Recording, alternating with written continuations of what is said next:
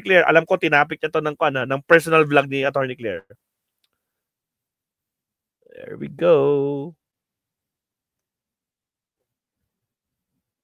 Attorney Claire, where are you? Ay, nakalive si Attorney Claire now. Anong topic niya? Banggaang Fodulyon at Marcoleta babalik na nakaw ng mga Diskaya. Ay, ito, nakita ko to kanina. Pero, tingnan natin yung mga past live niya kanina. Oh, Zaldico, part 1, part 2. Number part 1. Ilan to? 35 minutes. Kasinungalingan ni Zaldico kay BBBM. Ay, maganda to. Sige, tingnan natin to. Oh, same topic, no? Tingnan natin to. Sige. Attorney Claire, ikaw muna, ha? Favorite. Dito po tayo sa legal tayo, no? Sa legal tayo. Enjoy 9 loaded layers. Sa mga bago pasok dyan, huwag kalimutan mag-like and subscribe, mga kapsat, ha? Alright, pasok, Attorney Claire. Bilisan natin. Pa-countdown si Attorney Claire, eh. Forward. Claire Castro. Yes, today is November 14, 2025 at okay ba ang aking audio, mga ka-clear? Okay. Okay ba? So far, so good? Ha? Clear, Attorney, clear. Daniel, J. Forward. Nito.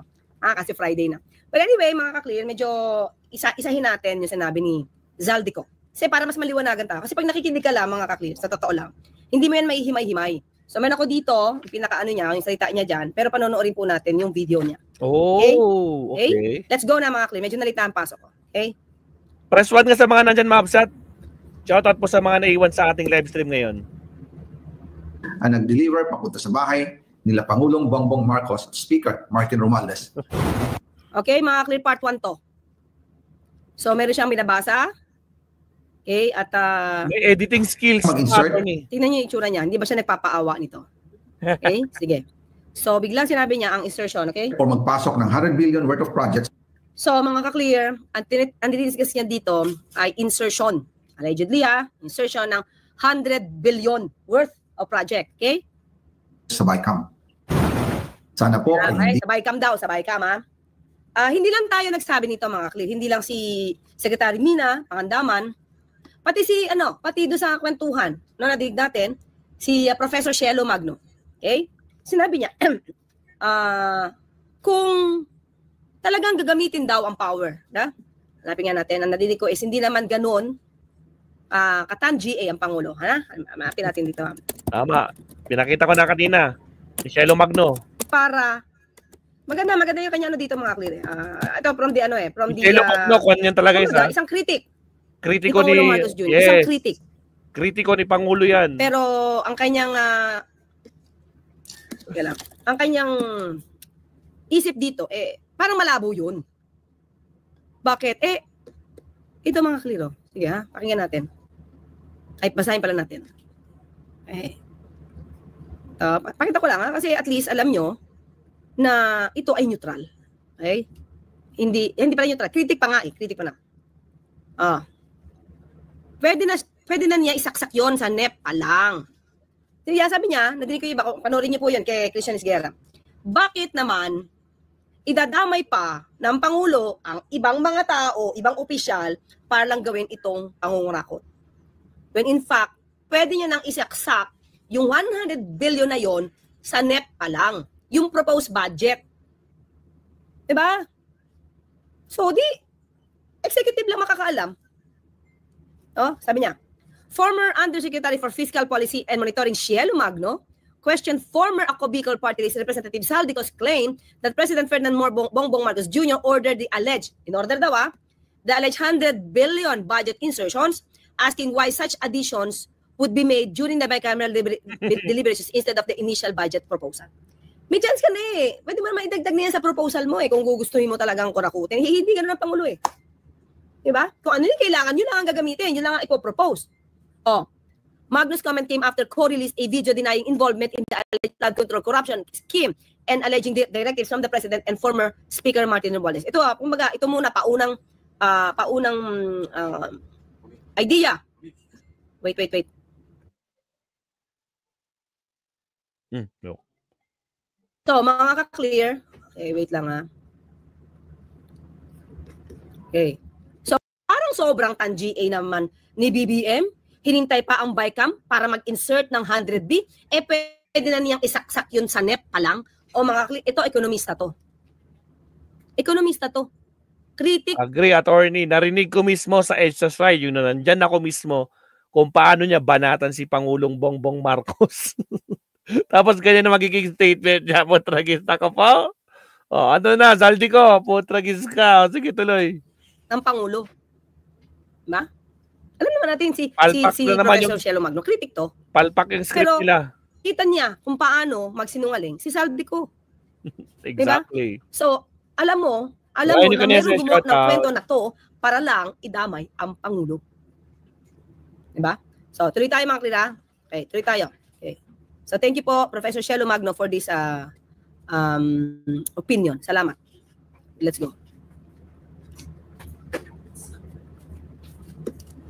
Hindi nila ako mapatay bago ko mailabas ang lahat. Oh, ayan sabi dito, ano daw, para hindi siya mapatay, baka mapatay siya. Wait lang. Para sa bawat Pilipino. Wait, wala pa sa script. Ulitin natin. Hindi nila ako mapatay. Sana po ay hindi nila ako... Oh, di ba? Una, nasaan ang death threats mo? Dapat malink mo yan. Di ba? Ang tagal-tagal mo na dyan, sinasabi ng abogado mo na may death threats. Pero saan galing? Prove it. Di ba? Prove it. Kasi ang daling maggawa ng kwento. So, kung may death threats ka dyan, sa dami-dami mong yaman na dyan, imposibleng hindi ka maka-request sa mga otoridad para malaman kung saan galing yung threats na yan. Diba? Napakinggan ko nga minsan hindi ko na tinitake up si Congressman Toby Chanco. Sabi niya, patunayan mo yung death threats na yan, patunayan mo yung sakit mo na yan. Although pumapayat siya ngayon, di natin alam kung may siya pumapayat. Stress? Diba?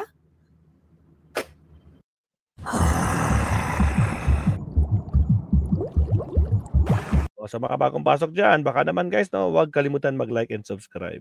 Pasok, attorney. Ang balita, sabi nga dito mga kliri, meron kang isang condominium, parking space, whatever. Basta may isang property ka, doon mo lang nilalagay yung pera mo. Although, kailangan yung patunayan mga kliri, sabi nga, hindi tayo judgmental dito. Pero, itong kwentong yan to, babasagin natin to. Okay? Babasagin natin. Para malaman natin, at dapat, sabi nga, pag itong mga klase at itong mag-witness at pag kinuros examine mo to, mahihirapan to. Diba? Mahihirapan niya i-justify yung kwento niya, lalo na kung gawa-gawa lang. Okay, so, patunayan niya na may death threat siya. Diba? At, kanino galing? Mapatay. Kasi ang dali magsabi, galing kay A, galing kay B, galing kay C, tapos wala kang binibigyan na papel. So, bakit niya kailangan sabihin na bago ako mapatay? Paawa yun, mga clear. Appealing to the emotions. Paawa yun. Na para bang, magsasalita na siya bago siya mapatay. Tagal mo nang wala sa Pilipinas, nabigyan ka na ng chance. Diba? Sabi mo, walang katotohanan yan. Diba? Sabi ba nga natin, sige, kung walang katotohanan, pakita mo yung katotohanan. Diba? Pero ngayon, gumawa siya ng kwento, ang hirap pa niyang i-justify. Diba? Bago ko mailabas ang lahat. Diba? Recorded, mga kakli, recorded to. May binabasa na siya, recorded pa. Ginawa ko lang ang utos sa akin. Pero ngayon, Nakita yung papel, handa kong harapin ang lahat. Ginagamit ng administrasyon. Effects pa, no? Mga klira, wait lang, nasa na ba yan? Bakit wala ako? Meron ako ditong script na banggit niya dito. Para sa bawat Pilipino, alam ko nabuo ang galit nyo sa akin ngayon. Nauunawaan ko rin kung bakit, lalo na at malaki ang halaga na nakataya. Ulitin natin. Ito ba yun? Ang buong resources ng bansa para tumahimik ako. Ulit! Ng administrasyon, ang buong handa na akong harapin ang lahat. Ginagamit ng administrasyon ang buong resources ng bansa para tumahimik ako. Okay. Really? Tayo. Paano mo nalaman at anong resources ang ginagamit ng buong bansa para patahimikin ka? Para tumahimik ako. Ito lang yun. Tingnan nyo Kung totoong may alam ka at kinakailangan tumahimik ka, ito lang mga logic tayo. Kung kinakailangan tumahimik ka, hindi ba dapat hindi ka sasampahan ng kaso? Kasi mas tatahimik ka kung hindi ka matitrigger. Tama. Parang, Baliktad kasi, attorney, baliktad. Yung mga ebidensya, ikaw yung hinahabol. Tapos all of a sudden, sasabihin mo na Shoutout Elvira G. Kailangan kang patahimikin? Di ba mas tahimik kung lilinisin ka? O para tumahimik. Mas tatahimik ka kung malilinis ang pangalan mo. Tama. At hindi, yeah? Hindi yung dinadawit ako kay Diba? yung talagang kan. Kaya sige, isip tayo mga kapatid. Tingnan nyo ha. Kung ikaw ay kailangang kakampi. Dahil sabi mo, may alam ka eh. Na kung kakampi ka, dapat maging kakampi ka dahil may alam ka. Bakit kailangan kang idemanda? Kung yun yung sasabi mo ha, hindi tama yung logic eh. Bakit ikaw ngayon ang tinuturo ng ebidensya? Kung wala ka talagang alam, di ba mga kakli? Wala kang alam ha? Wala kang ninakaw ha? Walang magagamit na ebidensya laban sa'yo. At hindi ka ididemanda dahil unang-una malinis ka, sabi mo. Hindi ka madidemanda. So, anong reason, di ba, para idemanda ka, tapos wala ka naman palang kasalanan? Hindi ba mas matitrigger ka? Di ba mga klip, kung logic ang pag-usapan natin, mas matitrigger ka kung ikaw ay ididemanda ng walang kasalanan. Kesa wala ka talagang kasalanan, tapos hindi ka naman ididemanda. O di tahimik ka, kasi wala kang kasalanan, hindi ka pa ididemanda. Diba? Parang ang labo eh. Na wala kang kasalanan, ididemanda ka, kasi may alam ka, di mas matitrigger ka. Diba? Ayan, Jamin Ringquison, mga kaklit, huwag tayong mamaniwala sa lahat ng sinasabi ni Korakot dahil hindi siya nag-under oath. Kung siya talaga ang nagsalaysay sa kanya, sinabi dapat mag-under oath siya. Dapat, Jamin, umuwi na lang siya dito. Harapin niya yun. Magbigay siya ng salaysay. Pumunta, kahit sa embassy, pumunta ka. Diba? At manumpa ka. At dito mo harapin. Diba? Sige, tuloy. That he will shoot me if I will talk. Gagamitin ako bilang panakipbutas sa kanilang kampanya laban sa korupsyon. Teka lang mga kakli, teka lang. Paano kang papatayin? Malabo. Bilang panakip. That he will shoot me if I will talk. Handa na akong harapin ang lahat. Ginagamit ng administrasyon ang buong resources ng bansa para tumahimik ako. That he will shoot me if I will talk.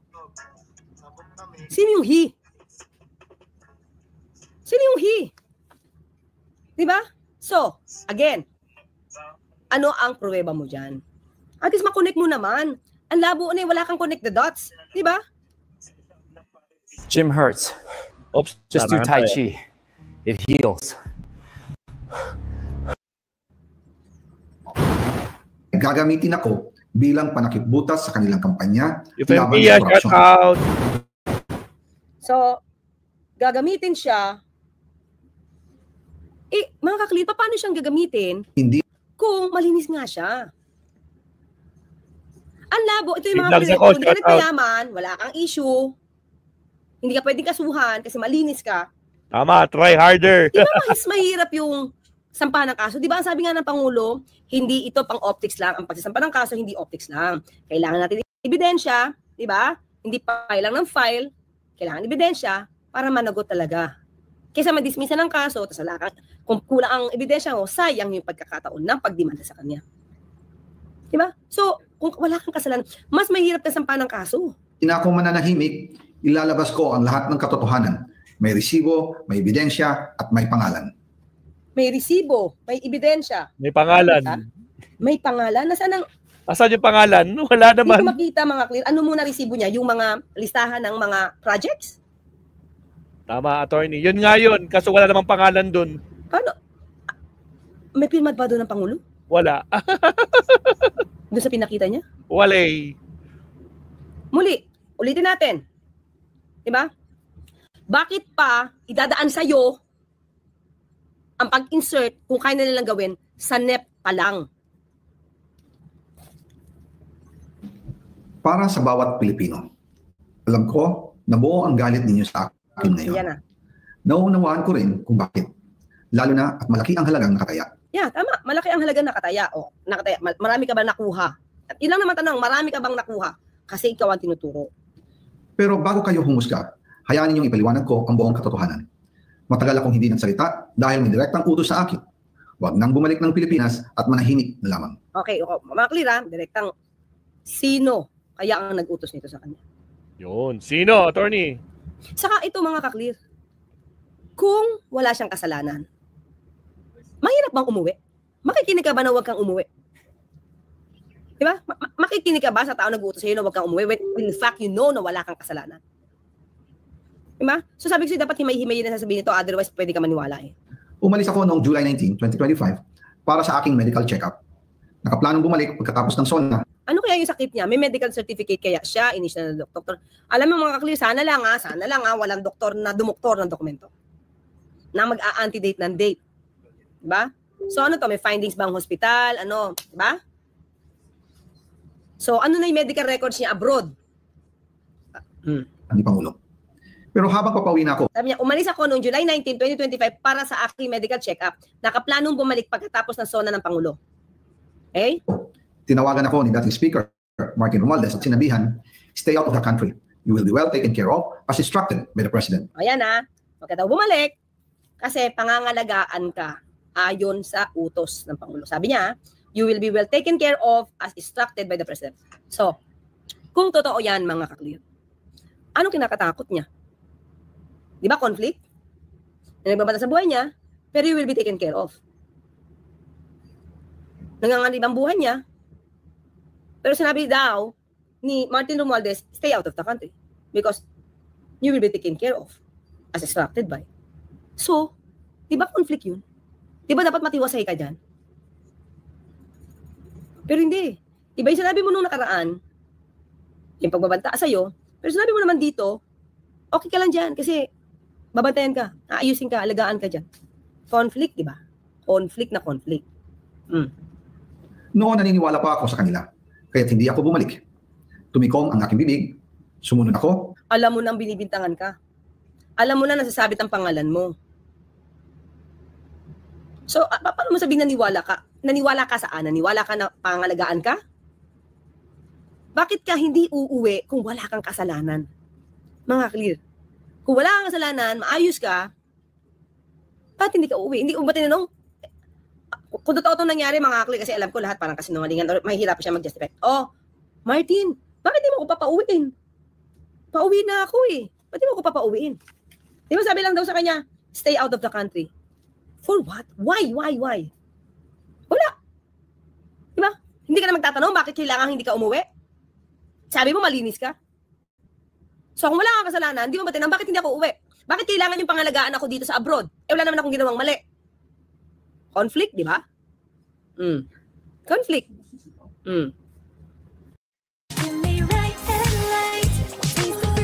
Daming harang ni attorney yung mga kapsat.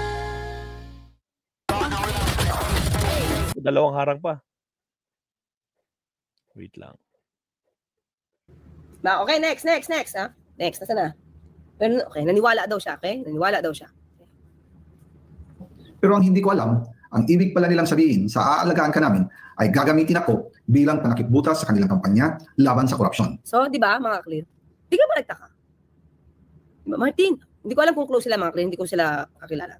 So, i-assume natin, kasi nag-uusap sila. Sabi niya, stay out of the country. Tignan mo bakit?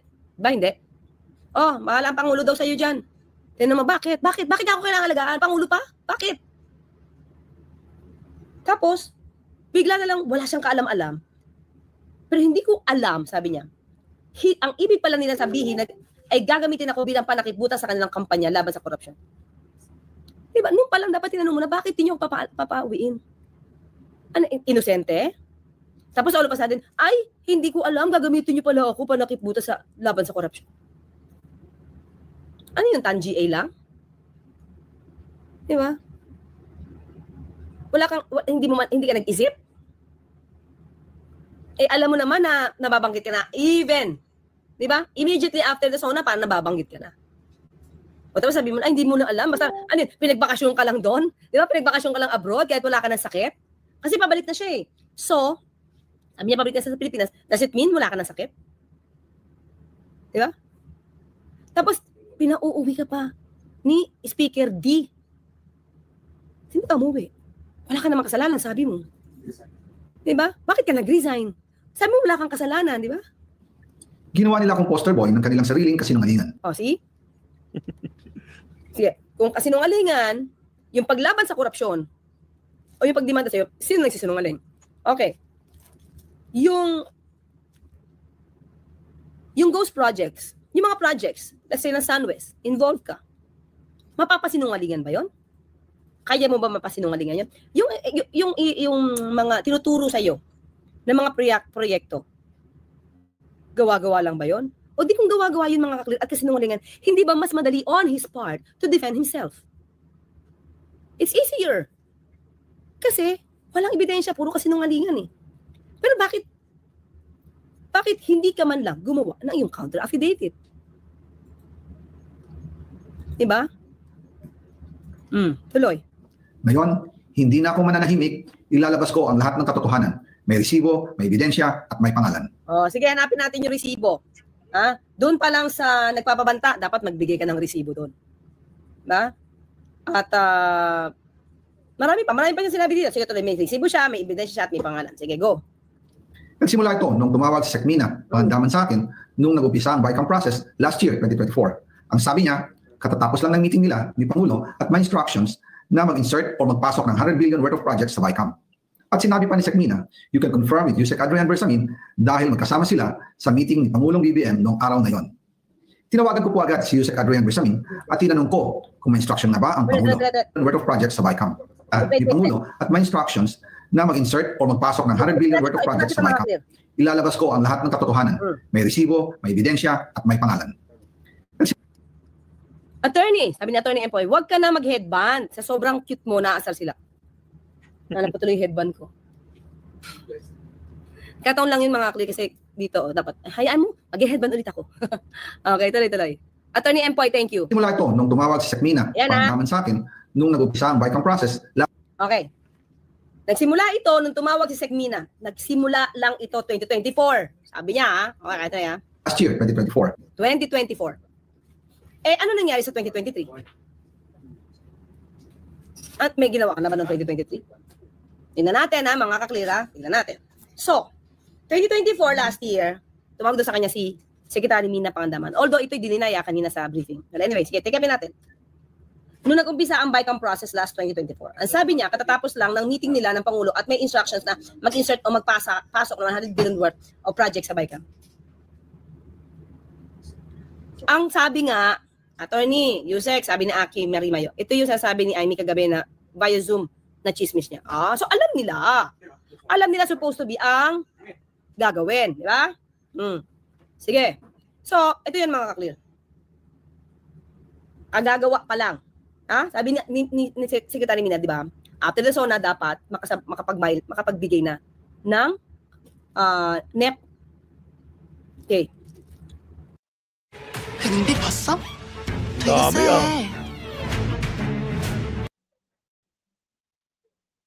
Kung yun ang balak, talaga, salbi ko, kung yun talaga ang balak,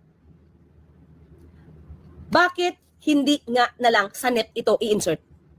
Kahit anong proyekto doon. Kung balak ka, mangurakot ka. Kahit saan proyekto doon, pwede. Hindi naman kailangan lagi sa proyekto. Or ano yan, worth of project sa BICAM. Kaya sabi nga ni Professor Shelo, bakit, from Spain, Jennifer Pascual, thank you, bakit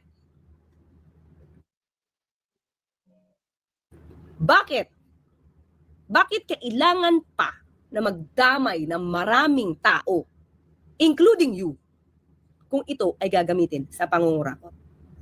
Mga kaklir. May 67 billion nga na vinito yung Pangulo, di ba? May 67 billion na at meron mga for later release ang Pangulo ngayon dahil iningatan yung pondo. Diba? Ang labo na nakapag-submit na ng NEP. Saka palang hahabol, uy, pwede ba paki-insert mo yung 100 billion dun? Diba? Hindi ka panipaniwala.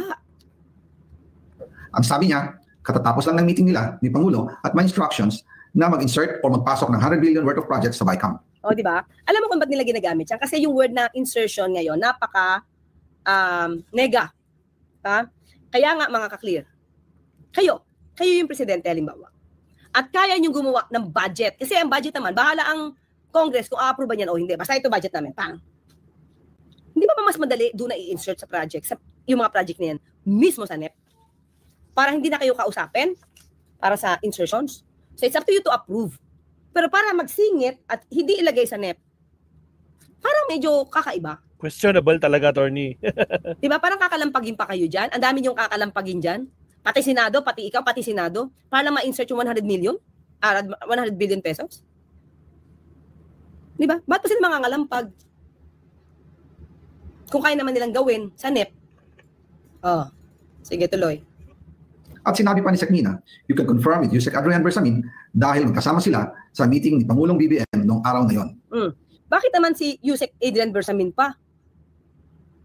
Ay, pwede. Sabi kanina ng isang reporter, close daw kayo eh. Ako ngayon nag-deny na close kayo dahil professional lang ang relationship nyo. Oh, may sinabi, close kayo? O, ba't ka na lang tumawa? Diba? Pangulo, totoo ba ito? Bakit ang daming pang tao dito? Diba? Dito pa lang, mga kaklir, alam natin, ha? Ito pa lang, ha? Hindi ko alam kung babaguhin niya yung kwento niya ng part 2. Para, alam mo yun, dinisin. Ito kasi, ang daming inconsistencies. Ang daming hindi ka panipaniwala. Diba? Ito pa lang, alam mo, na ibang tao, di umano ang kanyang kausap. Diba? O, paano mo matitrace? Paano matitrace yung usapan na yan? Diba? Paano matitrace? Yun lang yun eh. At itong mga in-insert mo na 100 billion ba to? Una, matitrace mo kung itong perang to ay dumiretso mismo sa Pangulo. O at least dumiretso man lang kay Sec Mina. Siyang kausap mo eh. Sabi mo. Pero dininaya. Na-deliver mo pera? Paano? How?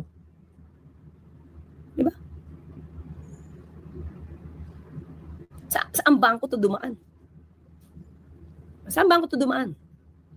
Tinawagan ko po agad si Yusek Adrian Bersamin at tinanong ko kung may instruction na ba ang Pangulo. Diba? Diba parang ang daming rutang dinaanan?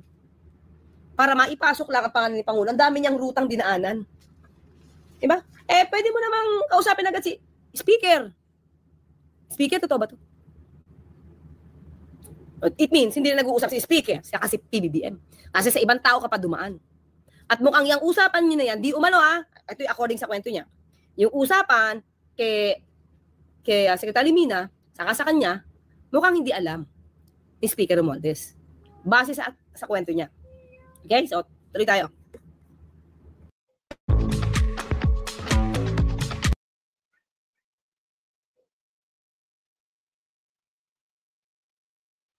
During the meeting. Ang sabi niya ay totoo nga po. Oh, mga clear. Okay? Diyan muna tayo patatapos. May parto tayo. Ha? May parto tayo dito. Okay? Kasi yung oras natin ay 33 minutes na po dito. Ano tayo. Tatapusin ko to kasi para bago tayo ulit, may mga conversation tayo ulit at take a pen. Okay, mag-part 2 ngayon tayo dito. Okay? Kasi para mas malinis, smooth. So, nakita nyo na ibang mga inconsistencies, ha? Again, ang kausap niya, di umano, si Secretary Mina. Tapos, dumaan pa kay Yusek Adrian Bersamin daw. Okay? So, bakit? Bakit kaya dito? Isipin natin mamaya. Ha?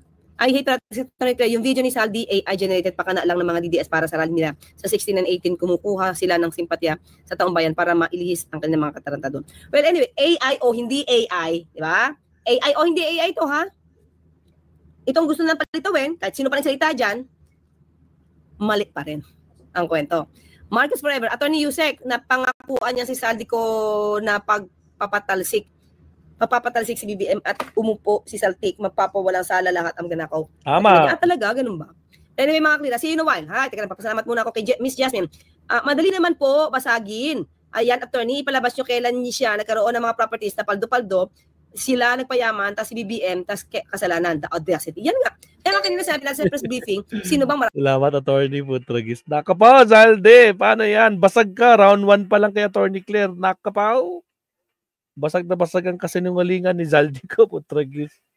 O, tulad nga ng sinabi ni Shelo Magno Absat, no? Bakit pa patadaanin sa Bicam? Kung pwede naman i-diretso na kaagad sa NEP, wala na magagawa eh. Gawin lang nilang project yan. Putragis talaga ito si Zaldi ko, Absat. Ay, inayan. O siya, meron bang, ano ba yung part 2 ni Attorney? Para magkadugtong, i-part 2 natin to. Dali lang. Attorney ha, wait lang. Teka, lagyan natin to ng countdown. Para baka